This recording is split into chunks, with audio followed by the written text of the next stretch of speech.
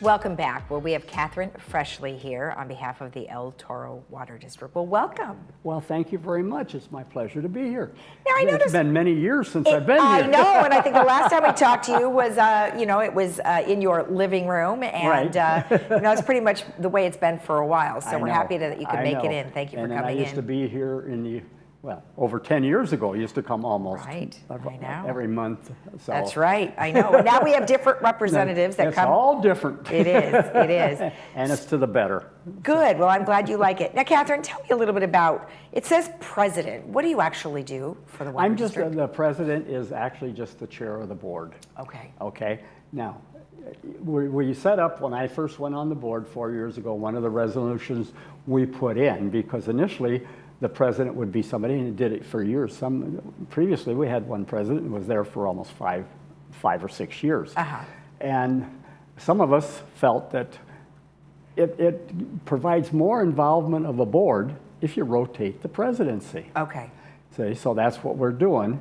And, so by kind of seniority, we rotate it, see, and next year, Kay Havens will be president. Gotcha. Because she's vice president now. Right. And I believe that what it does is it makes sure that all board members really pay attention to all the issues, because at some point they're going to be the one responsible, signing all the documents, signing at the end of every meeting, because all meetings and all the minutes have to be properly documented. See? Exactly. And this year with the bonding that we went out, and $45 million worth.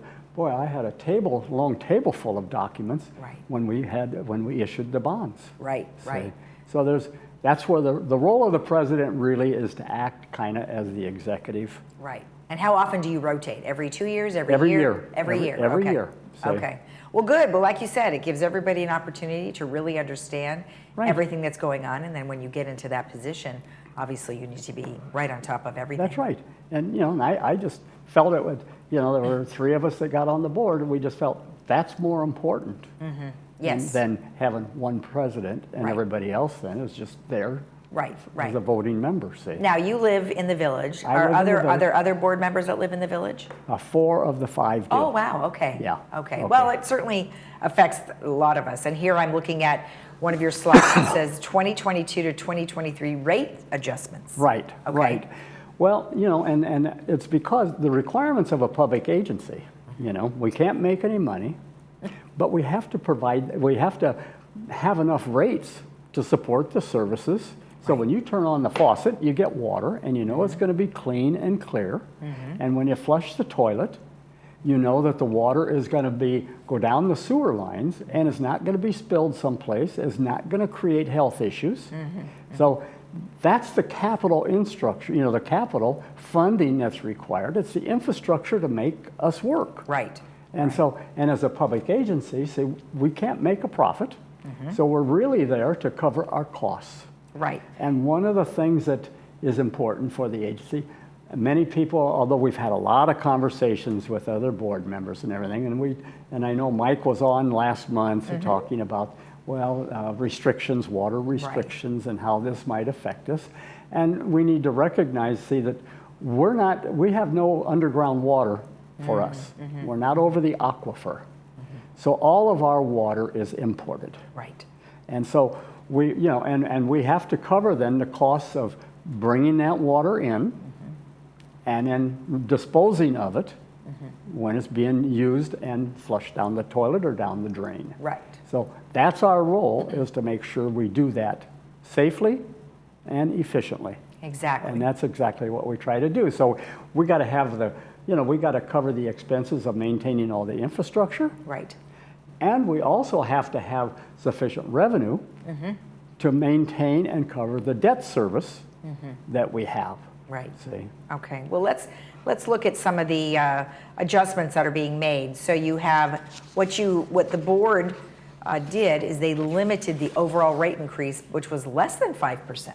Yeah. So that's pretty good. We have always, as a board, that had been, actually it was established, probably 8 or 10 years ago. Board had set kind of a standard that before I even came on the board of no more than a 5% increase overall, okay? And that was challenging, and we decided we're going to keep to that. That's how we're going to manage and make sure that we're really not excessive, Right. and we're going to figure out a way to manage the agency and stay under that. Right. And so what every year when we get ready to do rates, we have a financial consultant goes out and really does a reasonable study to tell us, okay, this is what your costs are. So we really understand what our costs are. Right. And then what are the things that can be possibly changed, see, in order to maintain that.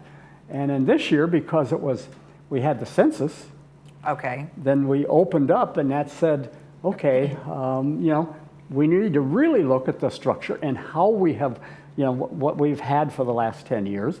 And is there a difference relative to where the population is overall? Because the amount of wastewater we have is going to be a function of how many people. Right. How many people in each unit. Right. Okay. Right. Not just a function of how much water is being used. Right. Well, and 10 It years is, ago. but it's tied to how many people. Exactly, and you've had quite an increase from 10 years ago. That's right. Yeah. And it's been a change. And what we have is there's a change in the community, because see, we service not only Laguna Woods, Laguna Hills, okay, Lake Forest, and parts of Mission Viejo, and parts of Lissa Viejo. So we serve 50,000 people. Right. Well, the population, relative the population here in the village went down relative the normal, person per occupancy or per unit, relative to other communities where maybe the children came home or they rented out a bedroom or things like this.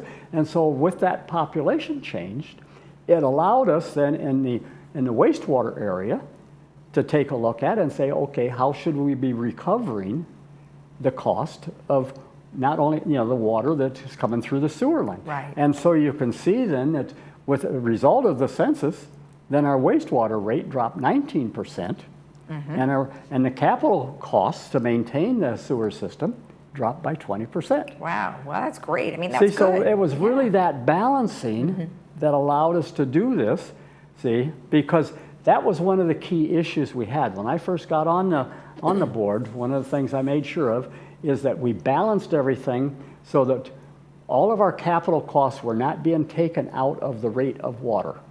Previously, a little bit of it was. I mean, it said, look, what we pay for water is what we're going to charge.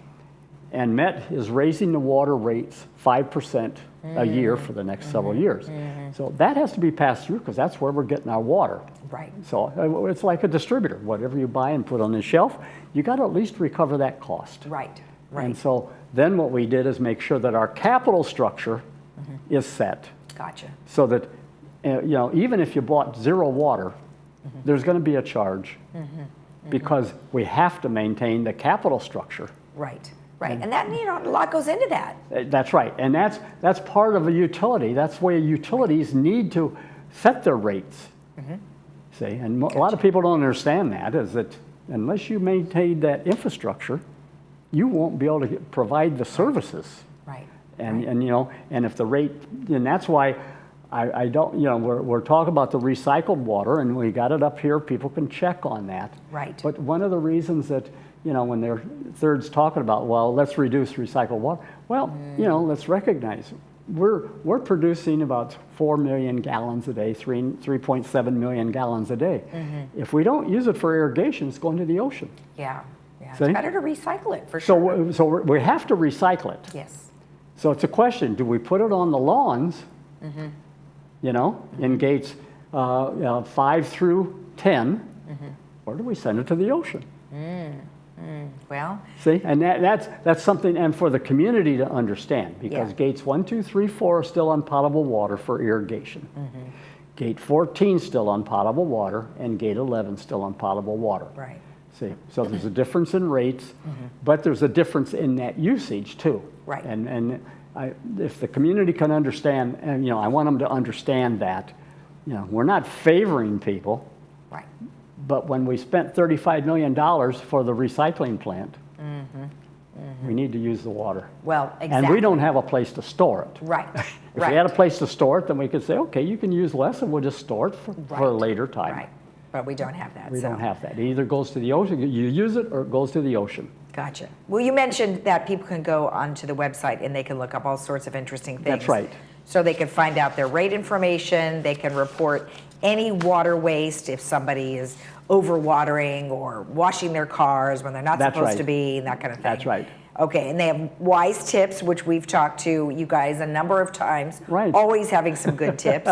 And then signing up for CAG invitations. What is that? Okay, well, that's the community, it's an advisory Oh, that's group. right. Okay. And we meet about once every 3 months. Okay. It's a luncheon meeting at the agency. We provide lunch and that's when we, starts about 11:30. We open up for lunch, and it goes from about 12 to 1. Then we talk about. Okay. Like last time we talked about the budget there for those people in attendance, and that's open to people throughout our whole system. Okay. So it's not just for Laguna Woods Village; it's basically for everybody. Right. And so we oftentimes get at that at the CAG meeting. We'll have people there from Laguna Hills and Lake Forest and Okay. Mission Viejo, the different areas, because they are interested also in Right. how the agency's functioning. Well, exactly. Well, that's nice that you invite everyone. Yeah. Thank you so much for the information. I appreciate it. You're welcome. Thank you for giving me the opportunity, and I hope that the residents here understand we're here to provide a service to them, and that's really what our role is. But we also have to make sure that we give you clean, potable water, Yep. and we make sure that our sewer system doesn't have leaks or causes health issues. Exactly. And see, and one of the things that, if we got a little bit of time, that I'm really struck on for a lot of people, and I try to explain, is when you reduce, this is one of the challenges water agencies throughout the state have. As you reduce the amount of potable or water used in the sewer lines, they were designed for a certain flow. Yeah. If you don't get that flow, then you have the risk, if it doesn't flow steadily, and you have pooling taking place, and then you got to really be careful Yeah.